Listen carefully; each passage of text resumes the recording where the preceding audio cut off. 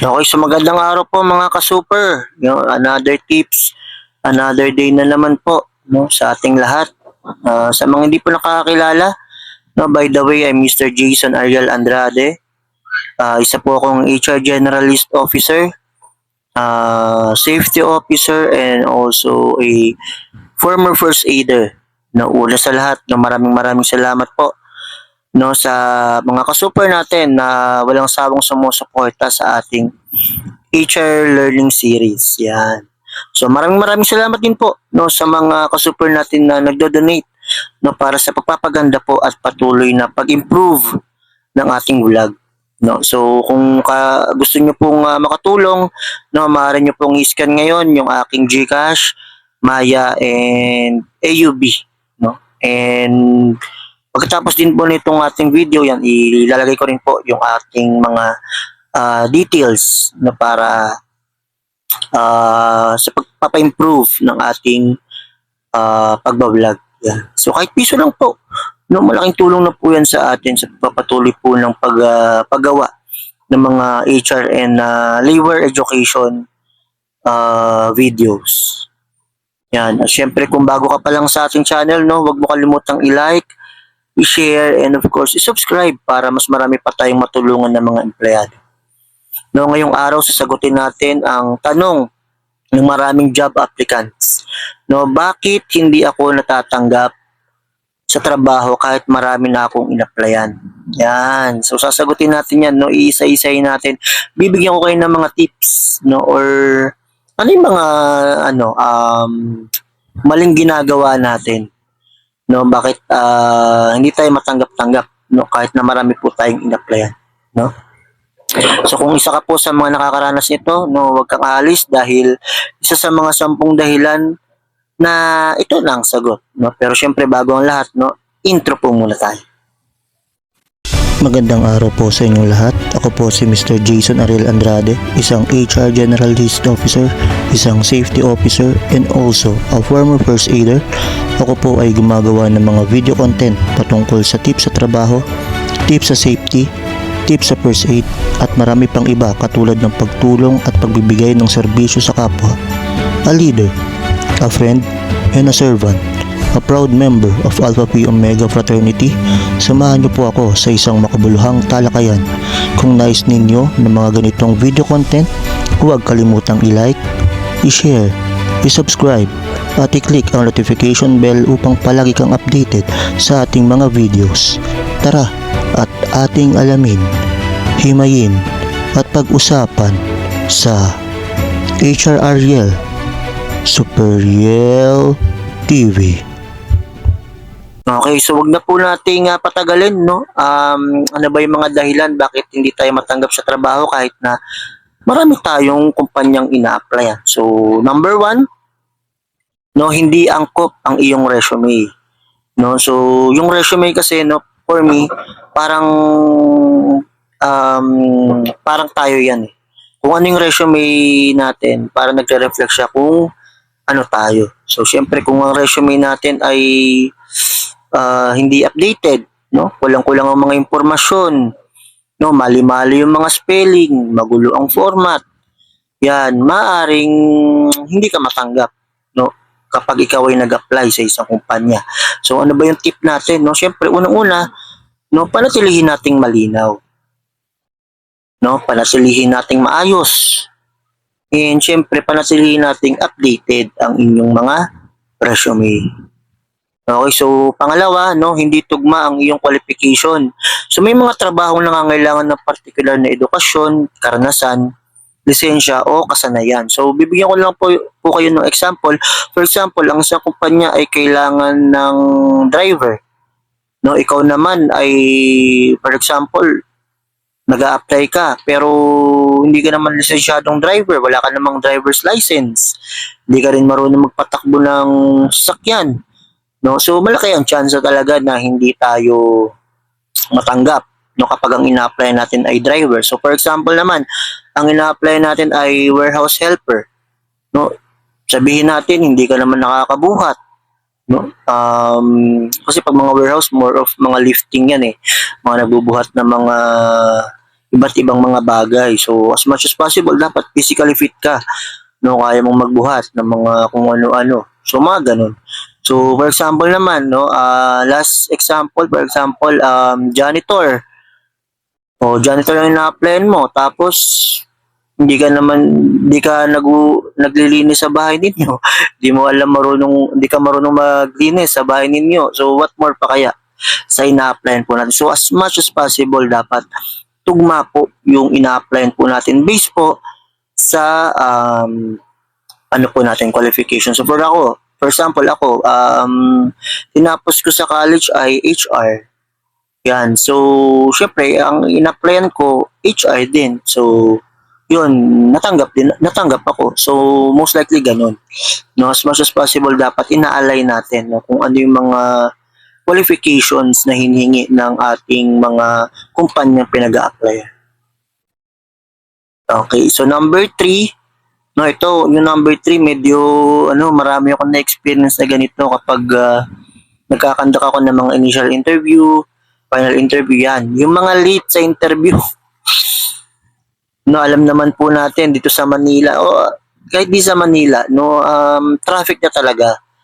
No, so kapag may mga ganito tayong importanteng lakad, no, mga interview, yan, agahan na natin, no, kasi yung traffic talaga di natin maiwasan. So, isa kasi yun sa mga nagiging factor din, no, na bakit tayo hindi natatanggap. Kasi pag latecomer ka, so, syempre, ang pinaka-understanding namin sa interview pa nga lang, late ka na. So, what more pa kaya kapag sa trabaho na?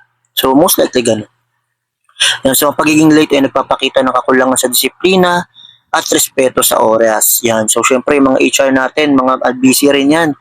No, hindi lang para sa ating mga candidates, kundi may mga iba-iba pang mga trabaho rin yung mga yan. So, kapag sinabihan kayo na ganitong oras, dapat, kahit siguro 5 minutes, 10 minutes. Kung ako, ang tatanungin, siguro mga 15 minutes. Kasi syempre, hindi natin sure eh. Minsan, hindi natin makita sa Google Map. Tapos may mga time naman na kapag dating natin, mainit sa labas. So, siguro may mga 10 minutes tayo para siguro mag-retouch or magpulbo, ganyan. So, yan. Kasi ang hirap naman kapag on the spot kang dumating, so tagaktak yung pawis mo. So, yun, medyo factor din yun. Okay, so dapat at least kahit siguro 15 or 20 minutes yan. Para makapag-ready ka pa, para makapag-review ka pa, or yan, mag-observe ka kapag dumating ka na sa kumpanya na yung pinag-interviewan. Yan, kung maaari, dumating ng hindi bababa sa 15 hanggang 30 minutes bago ang yung interview schedule. Okay, so pang-apat, no, hindi naghahanda sa interview. Ako, siguro pag may interview tayo, siguro may konting background check lang din. No? Siguro sa Facebook, sa Google, yan. So makikita mo naman yung mga history, mga Facebook page ng ina-applyan mo. So, konting background lang din kung ano yung mga naging recent na ginawa nila, naging program nila. No? So, kumbaga sa manliligo, parang pogi points yun, dagdag points yun. Kapag may konting knowledge ka sa program or recent program na ginawa or history ng kumpanyang inyong ina-applyan. So kapag hindi mo alam yung kumpanya o ang trabaho ina-applyan mo, yung napapansin agad ng interviewer. So pag mga ganito, most likely kasi parang yung iba, for example, wala ka pang experience, no? So kung wala ka pang experience, dapat nag-research ka kung ano yung mga ginagawa, for example, ng mga janitor, ng mga warehouse helper, production helper. Yan, kasi ang word kasi na pag tinanong kasi tayo, hindi yung palaging hindi ko alam eh. Kasi may Google na, di ba? So, may AI na rin. Yan. So, isang type mo lang, lalabas lahat ng mga information. So, kailangan mo na lang i-research. Yan. So, mag-research tayo tungkol sa kumpanya or sa posisyon na ating ina-apply. For example, service crew. O, i-search mo. Mag-research ka kung anong ginagawa ng isang service crew. Okay, so number 5, no, maging mahinahon sa komunikasyon. Yan. So, ako naman, kapag tinanong ka ng English, sumagot ka ng English.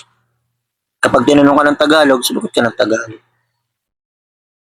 Yan. So, pero pag mga ano naman, most likely naman dito sa Pilipinas, Tagalog naman. Lalo na pag mga, yan, mga service crew, ako Tagalog lang. Sa mga warehouse helper, yan. Kasi syempre, pag in English mo, minsan, hindi mo nakukuha yung, ano, yung pinakaloob ng candidates. So, dapat, um, kung ano yung preferred din ng candidates, yan. So, kung Tagalog, Tagalog yun. So, yun naman. Kung English naman, di naman totally perfect na English, no? Basta ma-deliver mo yung pinakamahalagang impormasyon or sagot mo kapag tinanong ka ng isang nag-interview sa'yo.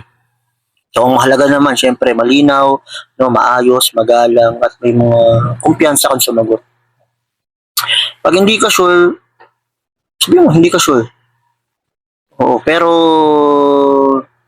yun nga, based on my experience kasi kapag ano lang, kumbaga maging tapat ka lang. Kapag alam mo, siguro sabihin mo yung mga opinion mo. Kapag hindi mo alam, syempre mahirap naman kapag magpanggap kasi minsan yun, nagiging factor din yun kapag mapagpanggap yung isang empleyado. And syempre kapag advice ko rin sa mga candidates, makinig muna kayo bago kayo sumagot. Hindi yung tatanong pa lang, di pa natatapos yung tanong ng interview, sasagot ka na kagad, sasabat ka na kagad.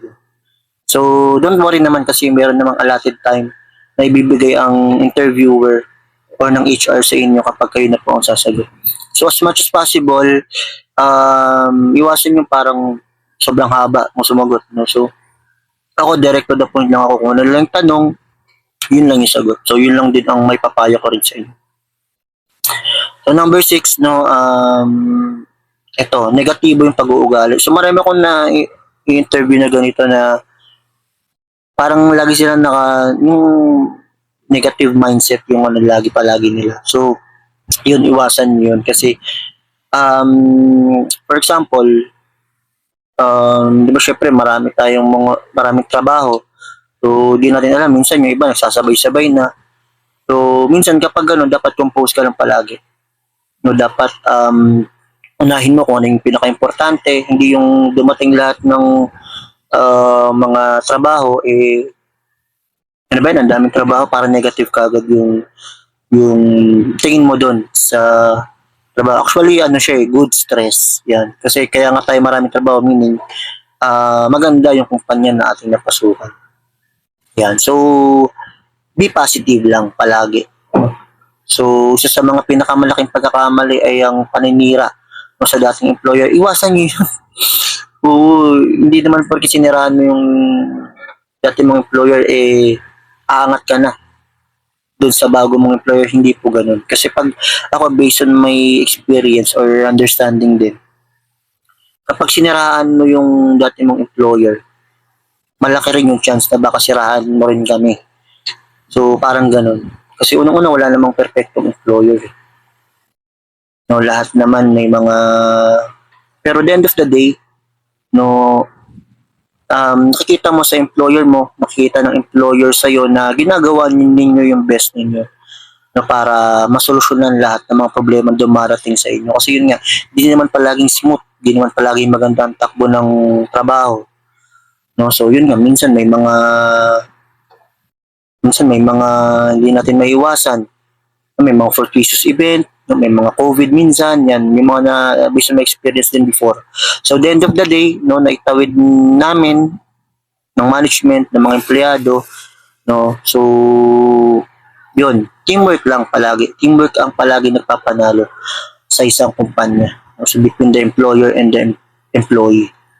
So, syempre, kapag tinanong tayo tungkol sa dati mong trabaho, no, maging professional ka lang at maging magalang sa iyong pagsagot. Natandaan, attitude is as important as skills. Yan. So, wag natin kakalimutan. Okay. So, number 7, no, hindi maayos na pananamit. Yan. Lalo na sa mga, yan, sa lahat. No, iayos natin yung pananamit. No, wag yung masyadong kita na yung yan, alam niyo na yun. Yan, sa mga lalaki naman, maayos naman. No? Polo shirt. Kung ako, polo shirt, mas maganda. polo shirt. And then, ano pa? Basta maayos. Maayos ka tingnan, no? Hindi kita yung mga, yun nga, lalo na pag sa mga kababaihan, na maging ano lang tayo, disente lang. Na hindi naman bongga. O maging maayos lang tayo, maging malinis, maging presentable yan, at angkop sa trabahong ina-apply. Sabi nga nila, di ba? Dress for the job you want. Yan. May mga iba pa nga ano di ba, nagtutuksido, yan. Nagpo-formal. Yan, maganda yon, maganda. So, syempre hindi lang din damit. No, yung ano rin natin, yung grooming. Yan, ako, di ako masyado nagpapabalbas. Tsaka yung buhok ko 2x3. Yan. So, malaking ano rin yan, malaking factor din yan para matanggap din tayo. And syempre, number 8, no, confidence. Yan. Syempre, lahat nga ng sobra, di ba? Nakakasama. No? So, tamang confidence lang. No? Kapag sobra kasi yung kaba, minsan, para na tayong hindi na tayo nakakasagot, or minsan di na tayo, or nasa dulo na ng dila natin, di natin mabanggit. No? So, dapat, kalmado lang. No? Isipin natin kung ano yung tanong. Sabi ko nga, kung ano lang yung tanong, yun lang yung sagot. No, kapag hindi mo narinig, pwede mo namang ipaulit. No? Pero wag naman palagi, no? Baka mamaya sabihin, hindi ka nakakarinig yan. So, kung ako before, based on my experience, nakikipag-usap ako sa salamin. Yan, chinecheck ko yung mukha ko, yan, kung okay ba ako sumagot. Try nyo rin. May personal opinion lang din. Yan, so, yan, maganda rin. Kapag nag-practice ka sa salamin, ako ganun yung ginagawa ko. So, baka makatulong din sa inyo. And syempre, magtiwala ka sa sarili mo. Yan, sa mga based on your research, no, kung ano yung skills. Yan, so sakto lang. Huwag masyadong overconfident kasi minsan may mga interviewer din kasi na pag na over na parang naging negative na yung tingin. So sakto lang dapat. So number 9, na may hindi magandang employment record, yan. Marami akong ganito, yung mga awol, yung mga nag-abandon na ng mga dati nilang work. No? So sinasabi ko to sa mga dati kong or mga empleyado ko tsaka mga dati kong empleyado na yung ginagawa natin, magre-reflect yan kapag tayo ay nag-apply na sa panibagong kumpanya. So siyempre, kami, nagba-background check kami, no, sa mga previous employer ninyo. So, even din yung mga pinag-apply ninyo, nagba-background check din sila sa amin. So, as much as possible talaga, ayaw kong magbigay ng negative opinion, negative info na ikakasama ng mga dati kong empleyado. So, hindi ko talaga ginagawa yun. Kaya, yun naman, ini-inform ko sila na para maging aware sila na kapag nag-awol, kapag nag-abandon na sila sa amin, no, at the end of the day, yung pag-a-apply nilang bago is magba-background check sa amin. So as much as possible, kung ayaw nyo na sa trabaho ninyo, mag-file na kayo ng resignation. Yan, umalis kayo ng maayos kasi unang-una, tinanggap naman kayo ng maayos. So kung talagang ayaw ninyo, di nyo kasundo yung ka-work ninyo, di nyo kasundo yung supervisor ninyo, no, mag-resign lang tayo ng maayos. Yan, para syempre, unang-una, ma-process din yung last pay natin, no, mag-render tayo ng maayos, yan. Kasi yun nga, magre-reflect pa rin yun sa atin na kalimitan, hindi naiisip ng mga ibang empleyado. Yan, nakala nila, pagkaalis nila, inalisan nila yung isang kumpanya, okay na sila, hindi po. Nung nagba-background check po yung mga ina-applyan po ninyo na bagong kumpanya. Okay, so syempre last but not the least, no, may mas angkop na applicant na. So for example, ikaw binigay mo yung best mo, talagang binigay mo lahat ng nalalaman mo, ng opinion mo, ng pinakamagaling mong ikaw na sagot, yan. So, minsan may mga times talaga na hindi tayo natatanggap kasi may mas, for example, tayo, okay naman yung attitude natin. Pero siya, okay naman yung attitude, may experience pa. Yan. So may mga ganun. Hindi naman mawawala yun. Pero, tsagain niya lang. No? Minsan, hindi ibig sabihin nun ay mahina ka. No? Meron lamang talagang mga aplikante na mas tugma yung pangangailangan ng kumpanya sa time na yun. No? So, hindi ito nangangulugan na wala ka ng pag-asa. No? Pagpatuloy mo lang, no? Yung mga pag-aaral, yung pagkuha ng mga karanasan, yung mga experience, yan, para sa pagpapabuti ng sarili. Ako, based on my experience, no? Ako, HR Generalist Officer ako, tapos nag-aral pa ako nag-train ako ng Safety Officer, and yun nga, dati rin, nag-train din ako ng first aid yan. So, maganda. Marami kang matututunan and magagamit mo hindi lang sa trabaho, kundi sa personal mo na buhay. So, yun yung 10 na nabanggit po natin. And syempre, dahil mahal ko kayo, nabibigyan ko kayo ng mga HR tips na bonus, no? So, ano pa yung may papayo ko sa inyo para mapataas pa yung chance na matanggap po tayo. Unang-una, syempre, ayusin natin yung resume. Okay, pangalawa, mag-practice bago ang interview, no? Kung may mga kapatid kayo na walang ginagawa, yan,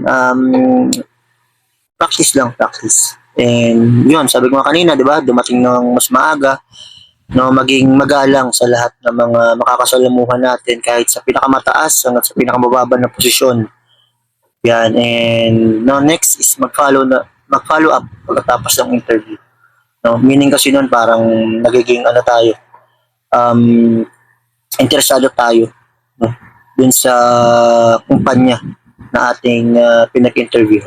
And last but not least, of course, syempre, wag mo wala ng pag-asa na mag-isal sa Panginoon. No, kung hindi para sa atin, wag tayo sumuko, wag tayo mawalan ng pag-asa.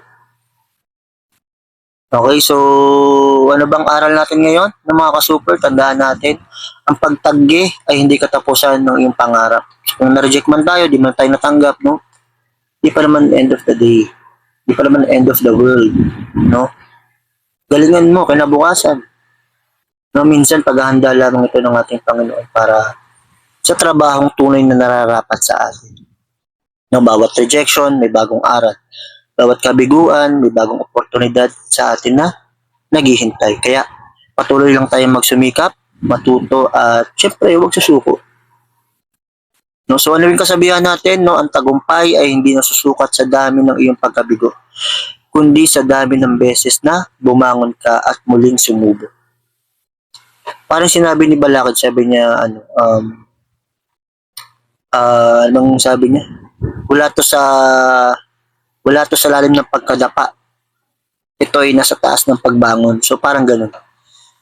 No, so sa flip top yun kay Balakid. Okay, para po sa ating pagtatapos, no, last but not the least, of course, syempre, huwag natin kalimutan magpasalamat. Manalangin sa Panginoong Diyos, no, makapangyarihan sa lahat, no, siya ang nagbibigay ng ating lakas, karunungan at pag-asa sa bawat hamon ng buhay. Muli, ang inyong lingkod, Mr. Jason Arel Andrade, HR Generalist Officer, Safety Officer, and of course, a former first aider. Maraming salamat po sa inyong panonood, no, sa natulungan ko po kayo. Syempre, supportahan nyo rin po ako sa pamamagitan ng pag-like, share, subscribe, and click ng notification bell. Sa mga nais pong tumulong, papalago ng ating HR Learning Services, na maaari nyo pong i-scan ang aking GCash, Maya, AUB. Nandyan po. Kahit piso lang po, malaking tulong na po yan sa atin para sa pagpapaganda po at pag-improve ng ating mga blog. And syempre maraming libreng educational content para sa ating mga kababayan. So God bless po sa ating lahat. Another tips, another day, and maraming salamat po.